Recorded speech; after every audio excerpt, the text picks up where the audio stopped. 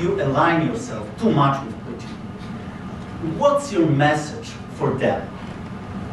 Well, if I didn't align myself with both of them, you'd never have a deal.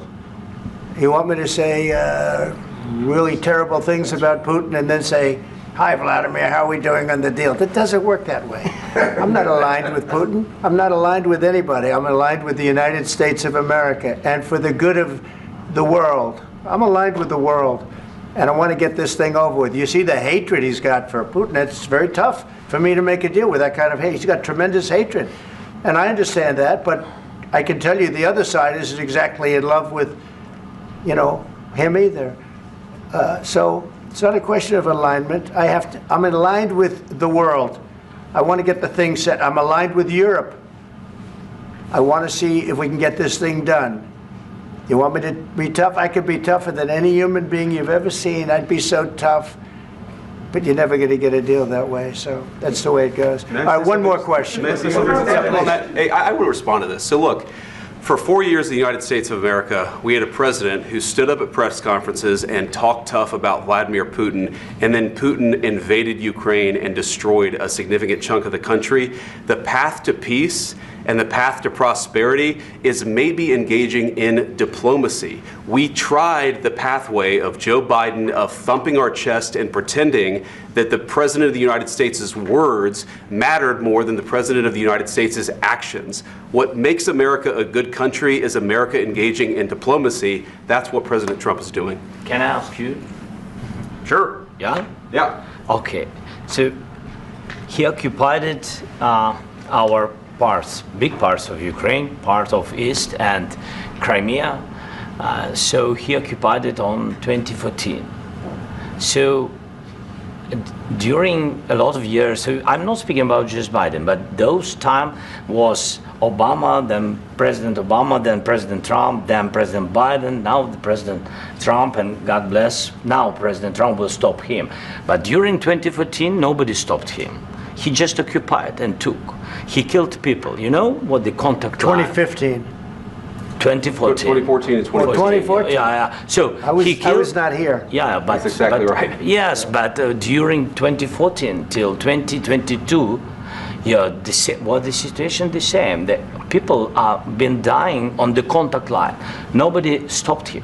You know that we had conversations with him, a lot of conversation, my bilateral conversation, and we signed with him, me, like a new president. In 2019, I signed with him the deal. I signed with him, Macron and Merkel, we signed ceasefire. Ceasefire. All of them told me that he will never go. We signed him with gas contract. Yes, but after that, he broken this ceasefire. He killed our people and he didn't exchange prisoners. We signed the exchange of prisoners, but he didn't do it. What kind of diplomacy, JD, you are speaking about? What do you mean? I'm talking about the kind of diplomacy that's going to end the destruction of your country. Yes, but if you Mr. President, with respect, I think it's disrespectful for you to come into the Oval Office and try to litigate this in front of the American media. Right now, you guys are going around and forcing conscripts to the front lines because you have manpower problems. You should be thanking the President for trying to bring an end to this conflict. Have you ever been to Ukraine that you say what problems we have? I have been to. Count one. I've actually watched and seen the stories, and I know what happens is you bring people, you bring them on a propaganda tour, Mr. President. Do you disagree that you've had problems bringing people into your military? And do you think that it's respectful to come to the Oval Office of the United States of America and attack the administration that is trying to prevent the destruction of your country? A lot of questions. Let's start from the beginning. Sure. First of all, during the war, everybody has problems, even you, but you have nice ocean and don't feel now, but you will feel it in the future. God bless. You don't know that. God bless. God bless. You will not have a war. Don't tell us what we're going to feel.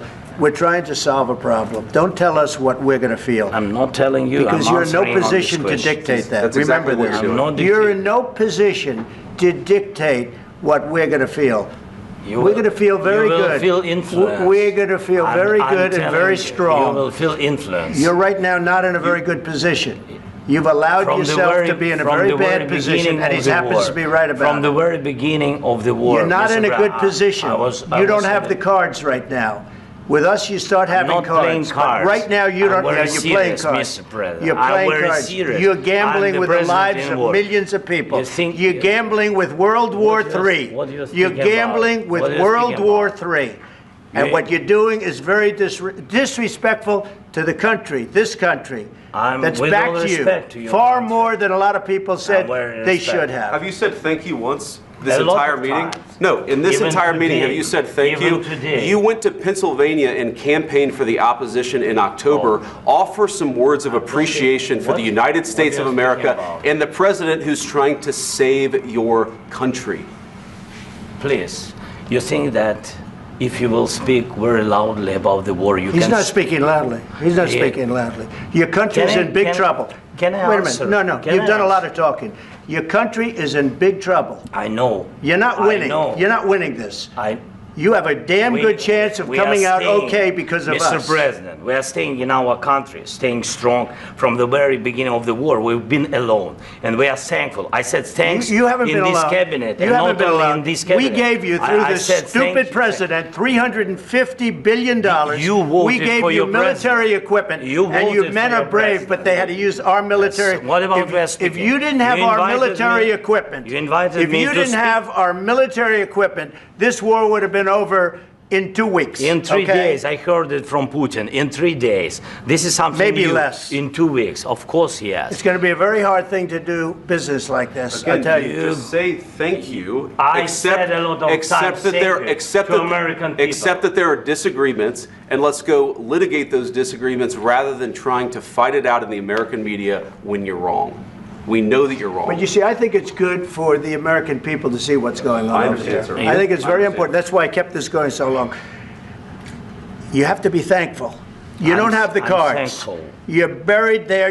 Your people are dying. I can tell you You're again, running low on soldiers. Listen, please, you're running Mr. low President. on soldiers. It would be a damn good thing. And then you tell us, I don't want a ceasefire. I don't want a ceasefire. I want to go and I wanted this. Look. If you could get a ceasefire right now, I tell you, you take it so the bullets stop flying and your men stop getting killed. Of course, we want to stop the war. But you're saying you don't want a ceasefire. But I said to you, I want a ceasefire. With guarantees. Because you'll get a ceasefire faster than an agreement. Ask our people about ceasefire, what they think. That wasn't with me. For you what, that wasn't with me. That was with a guy named Biden, who was not a smart person. That was with Obama. It was your president. Excuse me. That was with Obama, who gave you sheets, and I gave you javelins. Yes. I gave you the javelins to take out all those tanks. Obama gave you sheets. In fact, the statement is Obama gave sheets and Trump gave javelins. You got to be more thankful, because let me tell you, you don't have the cards. With us, you have the cards. But without us, you don't have any cards. One more question to Mr. Vice President. I'm sorry, here. It'll be a tough deal to make, because the attitudes have to change. What if Russia breaks ceasefire? What if Russia breaks peace talks? What do you do then? I understand that it's a heated conversation right now. What are you saying? She's asking, what if Russia breaks the ceasefire? What if anything? What if a bomb drops on your head right now? Okay? What if they broke it? I don't know. They broke it with Biden because Biden, they didn't respect him. They didn't respect Obama. They respect me. Let me tell you, Putin went through a hell of a lot with me. He went through a phony witch hunt where they used him and Russia. Russia. You ever hear of that deal? That was a phony Hunter Biden, Joe Biden scam. Hillary Clinton, Shifty Adam Schiff. It was a Democrat scam. And he had to go through that. And he did go through it. We didn't end up in a war. And he went through it. He was accused of all that stuff. He had nothing to do with it. It came out of Hunter Biden's bathroom. It came out of Hunter Biden's bedroom. It was disgusting. And then they said, oh, the laptop from hell was made by Russia. The 51 agents. The whole thing was a scam. And he had to put up with that. He was being accused of all that stuff. All I can say is this. He might have broken deals with Obama and Bush, and he might have broken them with Biden. He did, maybe. Maybe he didn't. I don't know what happened. But he didn't break them with me. He wants to make a deal. I don't know if you can make a deal. The problem is I've empowered you to be a tough guy. And I don't think you'd be a tough guy without the United States. And your people are very brave. But you're either going to make a deal or we're out. And if we're out, you'll fight it out. I don't think it's going to be pretty, but you'll fight it out. But you don't have the cards. But once we sign that deal, you're in a much better position. But you're not acting at all thankful. And that's not a nice thing. I'll be honest, that's not a nice thing. All right, I think we've seen enough. What do you think? Huh? This is going to be great television, I will say that. All right, we'll see what we can do about putting it together. Thank you. Guys, let's go. Guys, come on, let's go. We'll see, I don't know. All right, guys, come on. Wait, hey, come on.